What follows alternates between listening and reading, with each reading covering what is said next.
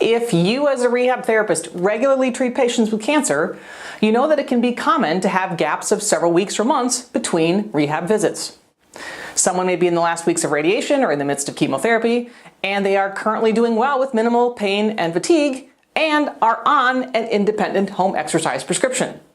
So your plan then is for them to follow up with you in a couple of weeks or months. I certainly do this in my practice. I'm cancer rehab specialist Dr. Leslie Waltke from the Tip Jar, how to best manage patient care with weeks between visits.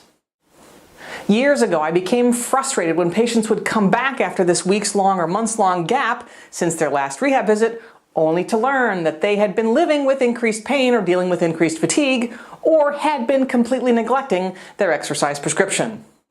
When I challenged them on this, they'd say things like, I just figured I'd wait to see you, or I thought increased pain or fatigue was normal at this point, I didn't know I could get in to see you sooner, or I wasn't sure if I could call you. So when scheduling a follow-up appointment, here are the bullet points I recommend you discuss with your patients if you know it will be weeks or months before seeing them again. These may seem obvious to you and I, but I have learned that I really have to drive these points home with patients. Number one, they should know their pain should either stay the same or get better. If it gets worse, they need to call you. Number two, if their level of fatigue worsens to a point where it alters their function, they should call you.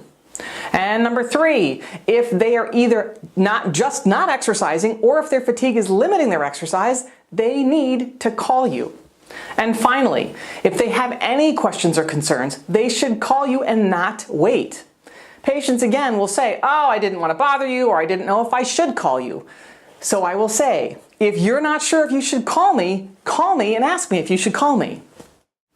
When I wrap up this patient conversation, I'll say, I will see you in 2 months. During that time, if I don't hear from you, I will assume everything is going okay. If it's not, I need to know about it. Try this with your patients. I think you'll find it helpful. I'm Dr. Leslie Waltke. Thank you for joining me for this episode of The Tip Jar. I hope you have a great day in the clinic.